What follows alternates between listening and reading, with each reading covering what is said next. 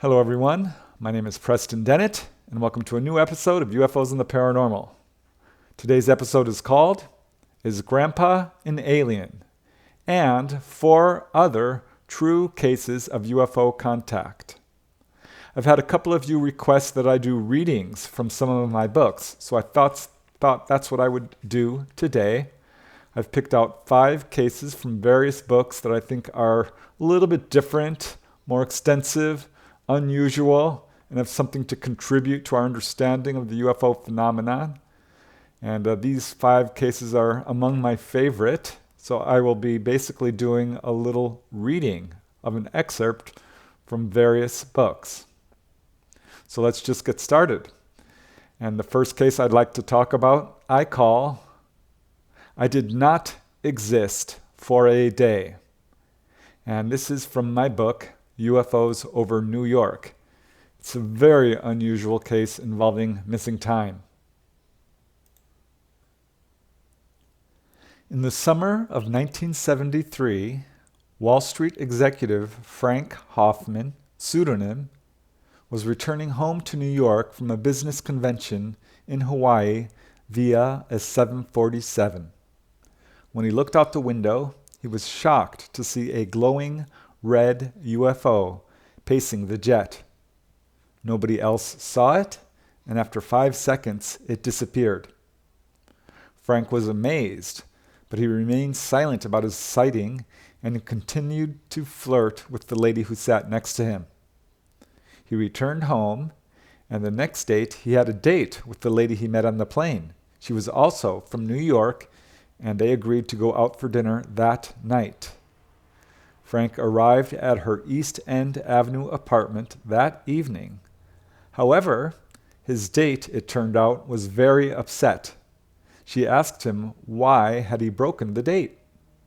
He told her that she was wrong. He hadn't broken the date. He was exactly on time. She disagreed and showed him a newspaper and pointed to the date. Frank was shocked. It was fully 24 hours later than it should have been. He was missing for 1 entire day.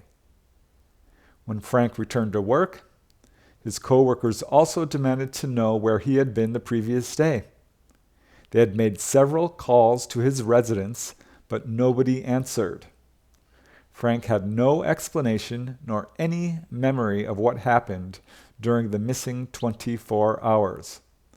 His only theory was that it had something to do with the UFO he had seen the day before while flying on the 747.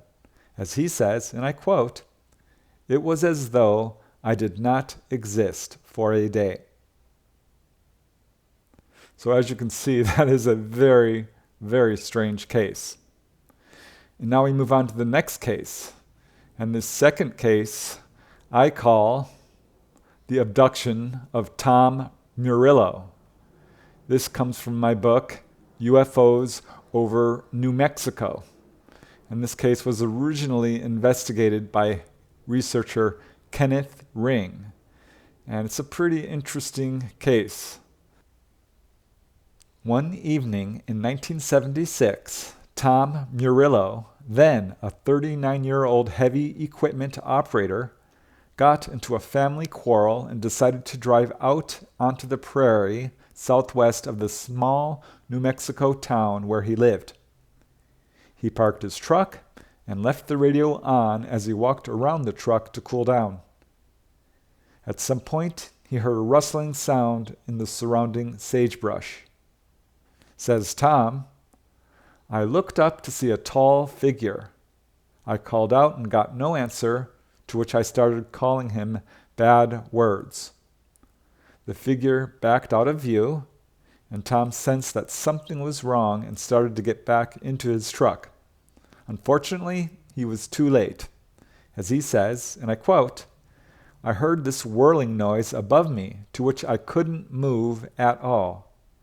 As an elevator formed, a tube engulfed me, and I was raised up into the spacecraft where I was inserted into some kind of tube-like space. I floated through some kind of passage, which took me to a big room where I landed on a glass-like table. Tom lay on this table, unable to move any part of his body except his eyes. Shortly later, 4 7-foot-tall, gray-skinned aliens walked in. They had hands with 3 fingers and were wearing a, quote, flexible armor-type suit with, quote, strange helmets that covered their faces. These 4 ETs first observed Tom. They then undressed him and began a physical examination using a scanning device that formed a ring around the table and his entire body. As Tom says, all the data picked up by the scanning device was fed into a strange-shaped gray screen where I was fortunate to see my insides, my heart, my stomach, and other parts. I just lay there as they examined me. I felt scared, but sensed that they were not out to harm me. I could pick up somehow some thought waves of a friendly nature. They were friendly. So the ETs expressed real interest in the fact that Tom had 10 fingers and toes, and during this examination, they repeatedly returned to re-examine his fingers. Although the ETs seemed friendly, Tom sensed that his frightened state allowed very little communication. After this lengthy physical examination, the ETs conversed among themselves. They then lifted Tom from the table, quickly dressed him in his clothes, and inserted him back into the same tube-like elevator that they had used to draw him into the craft. Moments later, Tom found himself, quote, set free on solid earth to find myself with no sense of direction whatsoever. So having no idea where he was, Tom looked around and saw that he was in the same prairie where he had parked his truck.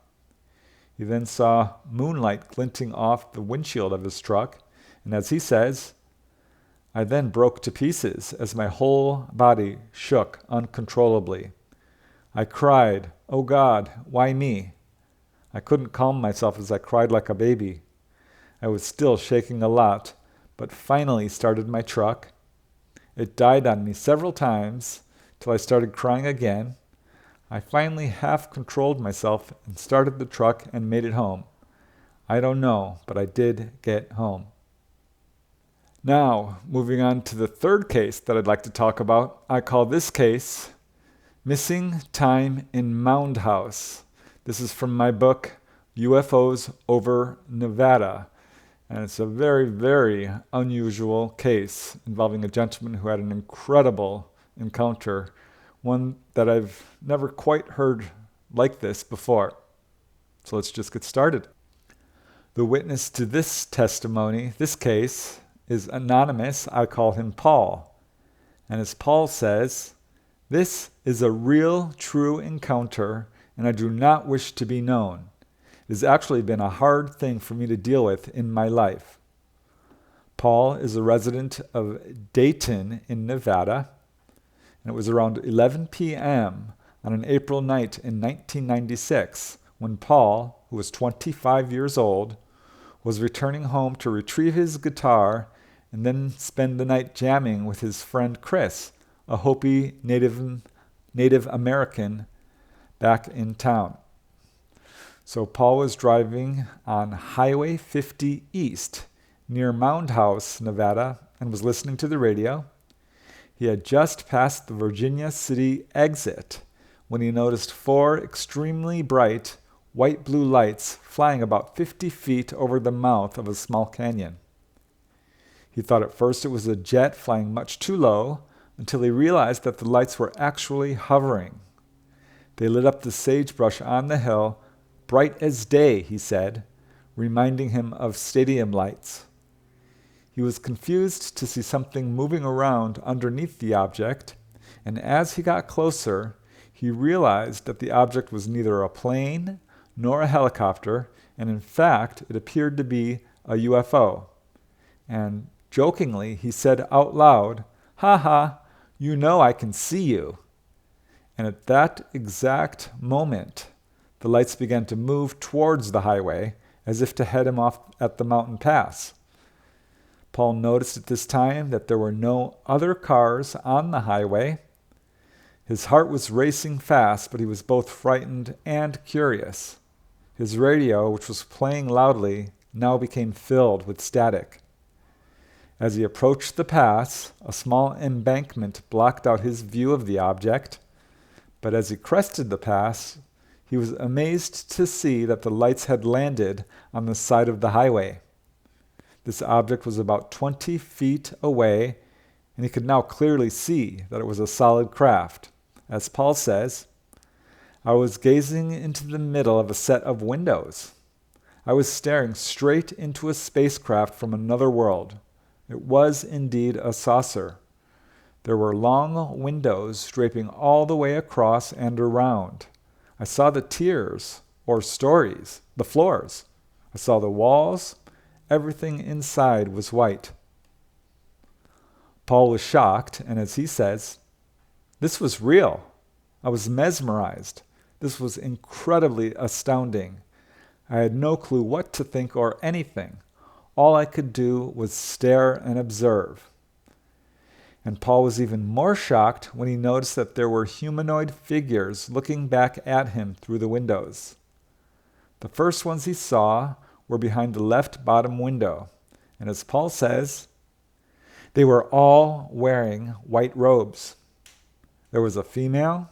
She had a bracelet and a necklace on, gold or silver, and makeup like blush on her cheeks. Her arm was on the shoulder of a younger one, a boy, and they were looking right at me, right into my eyes. She nudged to him and spoke to the other younger children along the window, maybe 10 or so more. They were all smaller, like a 5-year-old. She was talking to the older boy and them without speaking, and to me. I felt a joyful feeling inside as they gazed into my eyes. She then smiled and pointed at me as to show them that I understood her and them. So Paul described this female and the children as looking like the stereotypical gray ET with grayish skin, hands with 3 fingers and a thumb. He said the eyes were large and almond shaped, though instead of pure black, they appeared to have whites with irises of different colors, including blue and green. So while he was enjoying the telepathic rapport with the female ET, his attention was drawn to the second-story windows. And as Paul says, I looked up to the second story.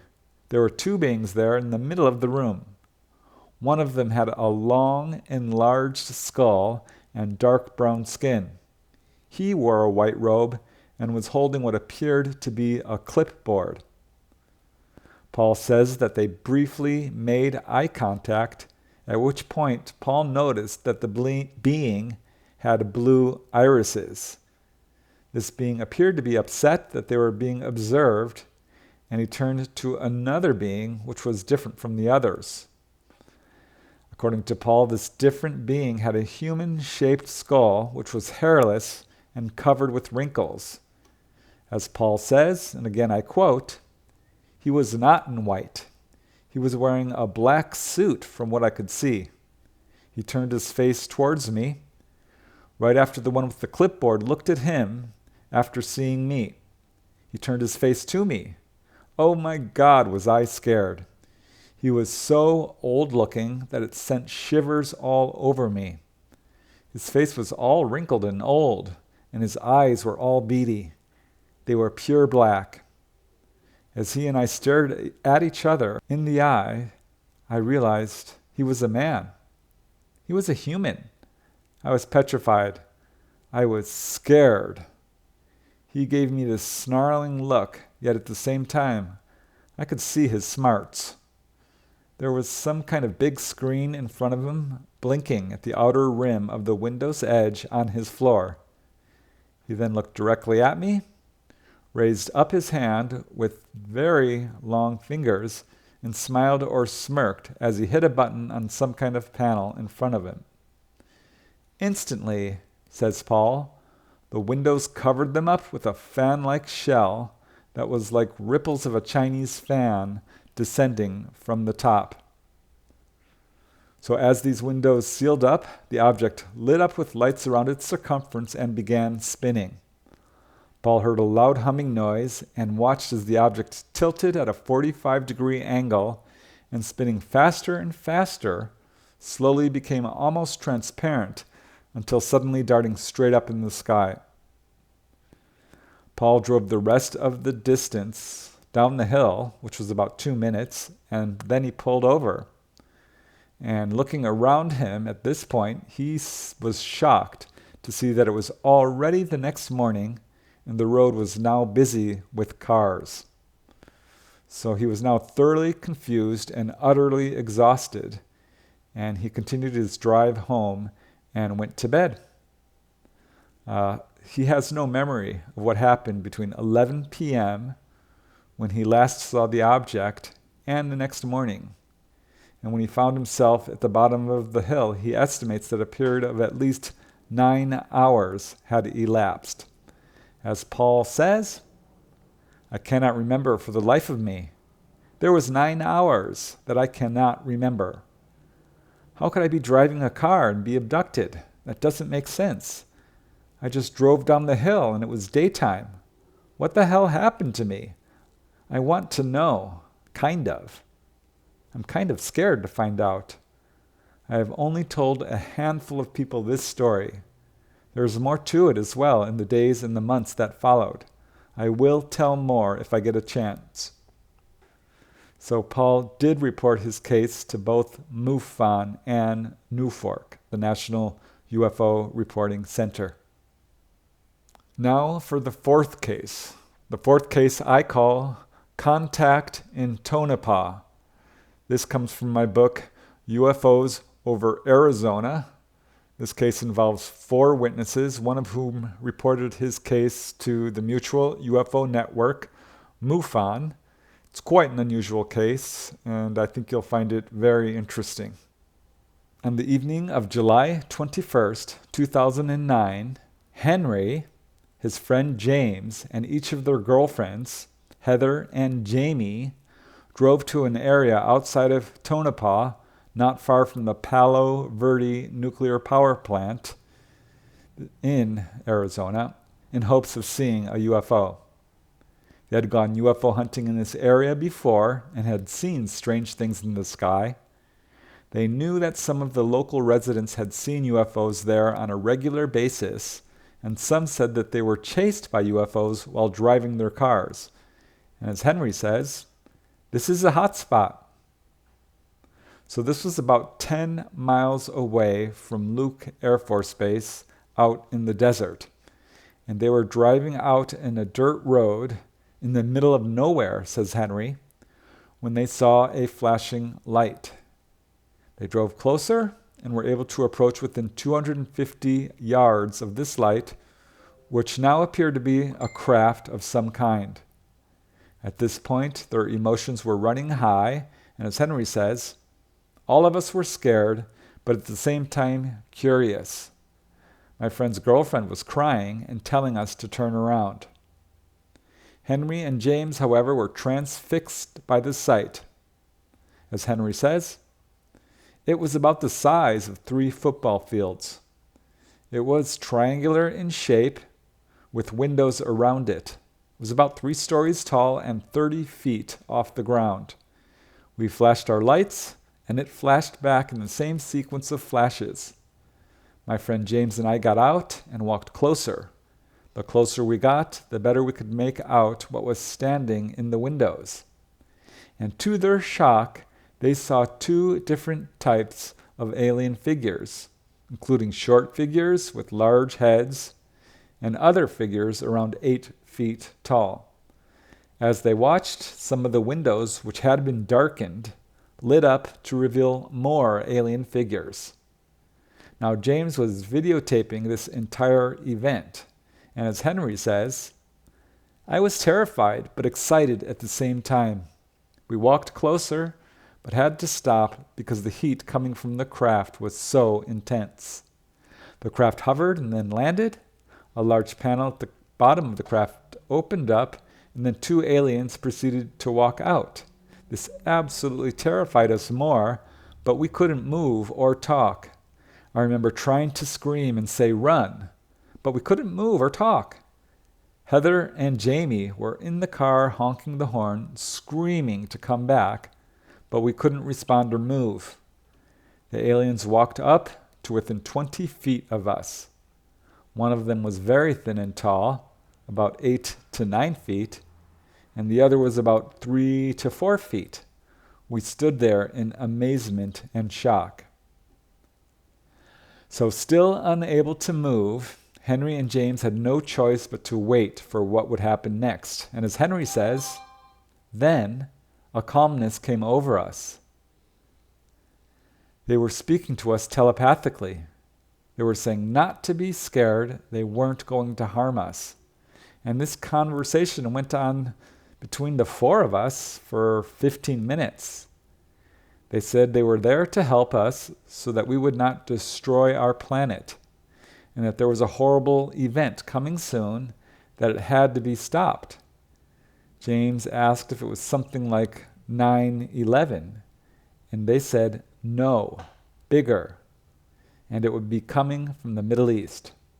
So as he stood there, Henry suddenly recalled having been visited by these same ETs earlier in his life as a young child. One of these ETs then confirmed this and told Henry that they contacted him when he was just 6 years old. And this conversation continued. The ETs said that they had been expecting them and that they wanted Henry and James to warn people about what would happen if humans didn't start taking care of their planet. And as Henry says, visions of disasters entered our head as if to show us what was to come if we didn't warn people. The taller alien walked closer and held my hand, and I was no longer scared. Neither was James. He said he would see him again soon and to warn people about saving our planet, to both James and I. At this point, the conversation ended. The ETs turned around and entered the craft, which departed in a split second. Henry and James, who had recorded the entire event, both fell to the ground in shock. They immediately got to their feet and went back to the car. The girlfriends were no longer crying, but just hugged them. They tried to start the car, but at first the engine wouldn't turn over. They sat there for about a minute when finally the car worked. And they started to drive away when suddenly there was a bright spotlight on their car, and 3 military helicopters appeared overhead. Seconds later, there were 5 military jeeps following them. The girls started crying, while Henry told James to hide the camera. Henry continued to drive away until somebody in one of the jeeps began to speak over a loudspeaker, ordering them to pull over or they would be forced to shoot. And as Henry says, we pulled over, and military soldiers surrounded the car. 2 men dressed in black opened the door and asked us to get out. While the other men searched the car, one man began to question the witnesses, asking why they were in that area, what they had seen, how long they had been there, if they had any contact with the alien craft. They wanted to know the size of the craft, the shape of the craft, and if they had communicated with the ETs. Henry and the others played dumb. We answered no to everything, says Henry. The men searching the car found the camera, and after reviewing it, confiscated the camera and told the witnesses that they were not to speak of the incident. Then, one of these officials separated Henry from the others and questioned him in the back of one of their vehicles, and the man wanted to know if Henry had any prior experiences with the ETs. Henry denied this, and the military officials dropped him off at a restaurant in Tonopah near Interstate 10, and Henry called James from there. It was 1 month after the incident that Henry reported his encounter to the National UFO Reporting Center, writing, and I quote, "It was a crazy night, but I had to report this. Our evidence is gone, but this really happened. We questioned people who lived in the area, and they all saw the craft and the military soon after, so we aren't crazy. And there are 4 of us who witnessed this, along with the people who live in the area who saw the craft. We talked to 15 people who lived in the area, and all but 1 saw the craft." And now for the final case, the one that I really wanted to present to you today, which I call Is Grandpa an Alien? This is excerpted from my book, UFOs Over Colorado, and it involves a witness by the name of Marty Minetto, who was a very poignant and interesting UFO encounter that he shared with MUFON. And I'd like to present this case to you because it is so unusual. "It doesn't matter whether you believe me or not," says Marty Minetto, the main witness to this case, and then he adds, "It did happen." On April 9, 1955, Marty, who was then 5 years old, was approached by his grandfather Samuel during bedtime, and his grandfather asked, "Do you scare easily?" "No," Marty replied. His grandfather said, "Are you a strong young man and not afraid of new things if I am with you and take care of you?" "Yes," Marty said. His grandfather said, "I want you to go with me on a walk Saturday, and you will see great things, but you are to tell no one. You can never tell your mom or dad or brothers or sisters, because it could hurt Grandpa and Grandma, and they might have to move far away." Marty told his grandfather, "I would never tell." His grandfather Samuel hugged him and asked, "Do you promise?" "Yes," said Marty. So Marty's grandfather Samuel often shared special stories with Marty that were for him and nobody else. And many of these stories, Marty says, he didn't understand, other than that they were about great wonders and people from far-off places. And although Marty had many siblings, he shared a special bond with his grandfather and would never reveal his secrets. So Samuel called for Marty's grandmother, and he turned to her and told her, "I am going to show the boy tomorrow so he understands what I've been telling him. Tell his mom we will be okay, but we might be late getting home." At this point, Marty's grandmother began crying, and Marty felt bad for her and asked, "What's wrong, Grandma?" And she said, "Nothing." And he said, "Don't cry, Mama. It's okay." And she said, "I am crying because tomorrow you will know who you are. This is a good thing. Tomorrow is going to be a wonderful day for you. Stay close to Grandpa, listen to him, and just do what he says. Do not be afraid of some things you might see. It's okay to always trust Grandpa." And at this point, she hugged Marty and told him to go to bed. And she warned Samuel that only Marty was to go and that none of his other siblings could go or know anything about this. And of course, Marty's grandfather Samuel agreed. According to Marty, and I quote, "That night was hard to sleep, as what lay ahead for me the next day kept me awake most of the night." So the next morning arrived, and after breakfast, Marty's grandfather approached him and said, "Are you ready to go for that walk?" Marty was excited as he and his grandfather left their rural Colorado farmhouse and walked down a dirt road. Eventually, they left the farmhouse behind them and were surrounded by fields. And suddenly, Marty was shocked to see a, quote, "very large oval-shaped object drop down from the sky. It glowed orange, then turned bright white as it began to get low.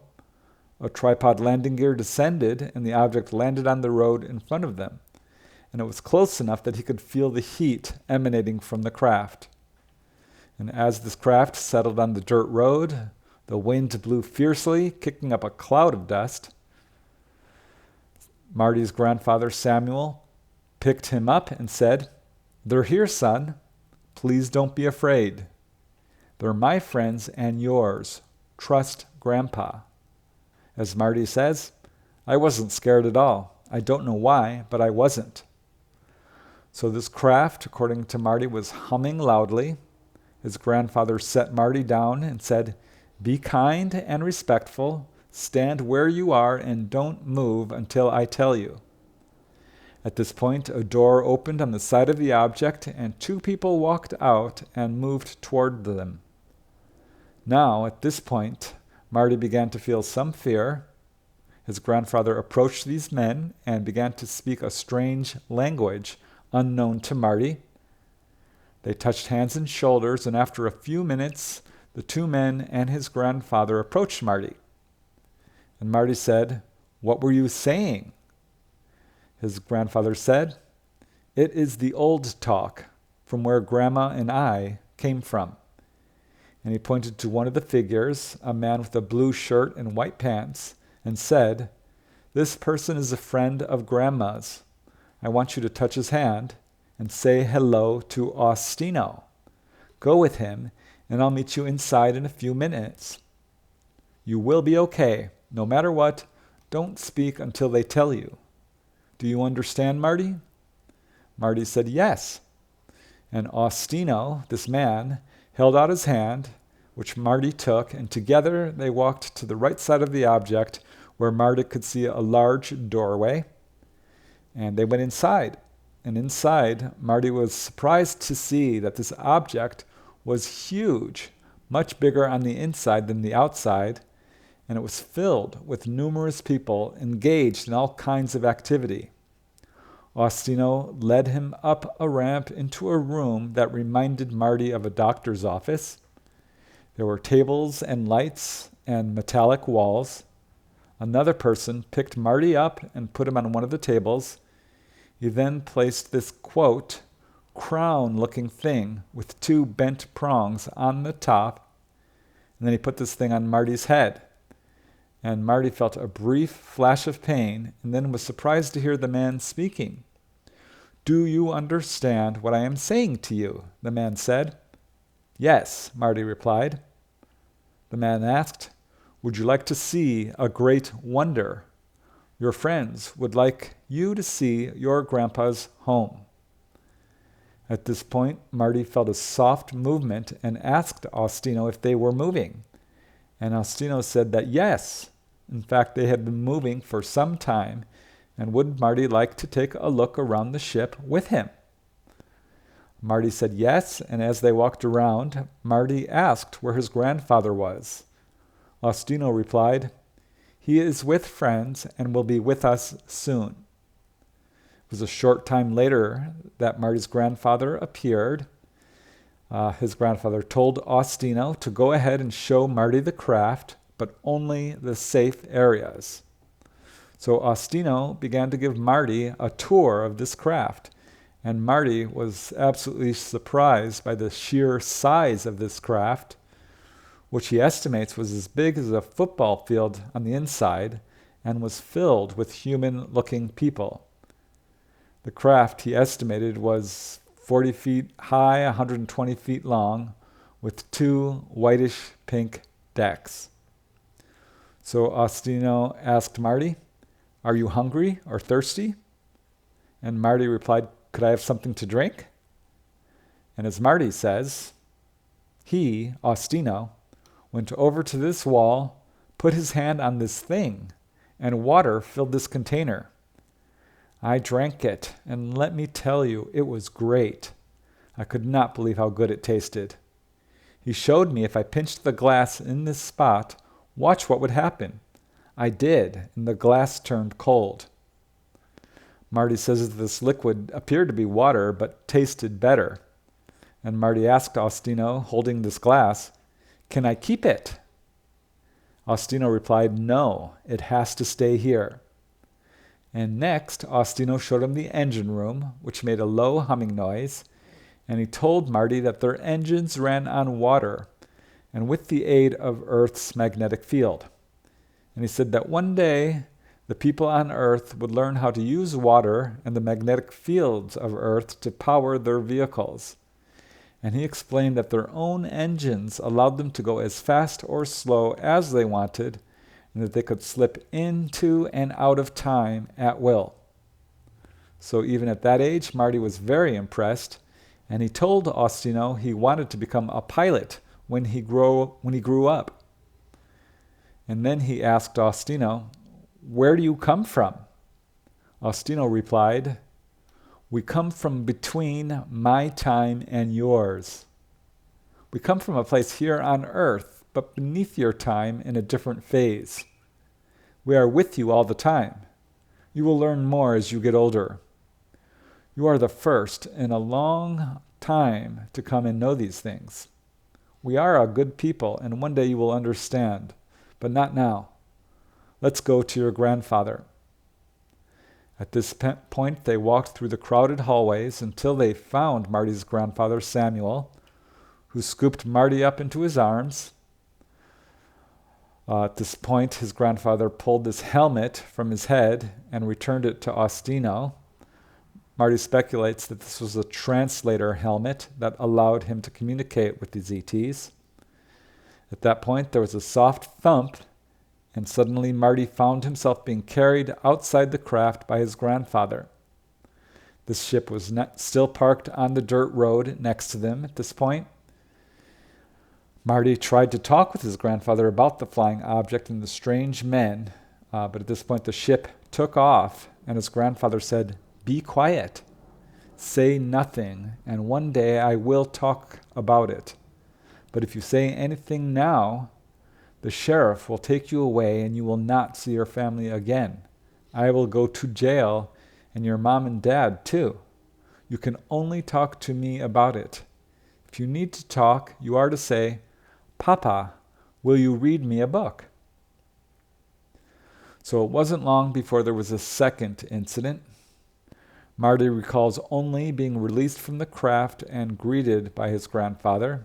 As Marty says, "The next thing I remember, I was standing in the road with my cowboy boots in my hand." His grandfather was there and asked him, "Do you know where you have been?" Marty said, "I was right here, and this plane landed." And his grandfather said, "Well, the whole town is looking for you." And he told Marty that it was now 1:30 in the morning. So they started to walk home when a car drove up, followed by several others.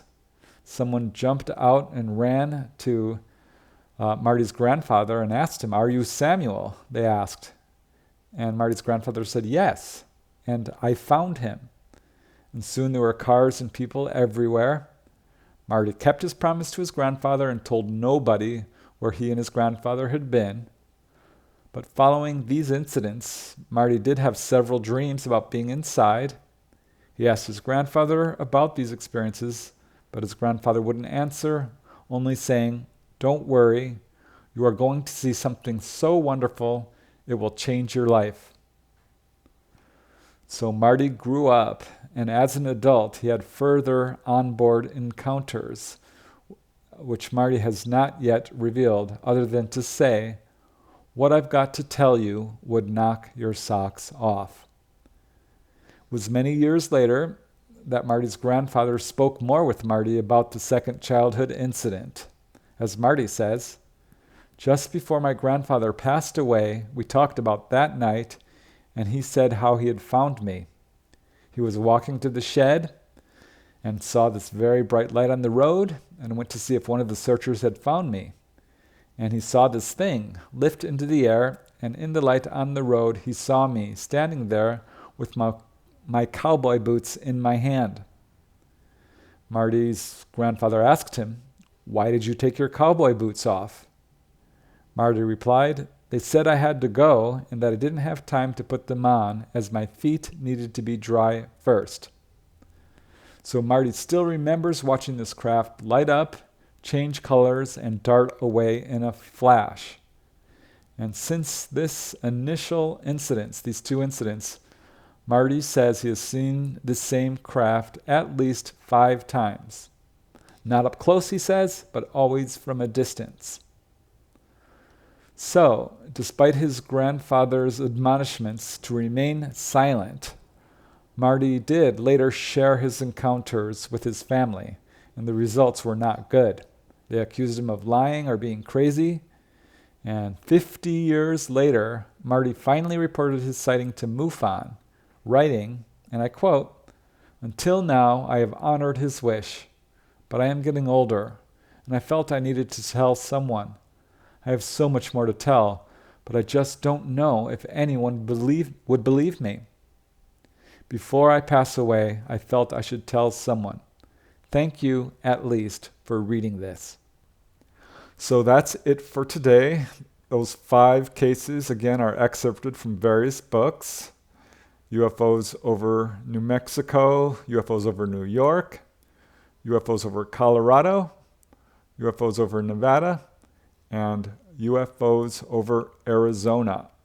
I think each of these cases has similarities, but each case is also unique. And I hope you've enjoyed this episode today. I truly appreciate you watching. And until next time, keep having fun.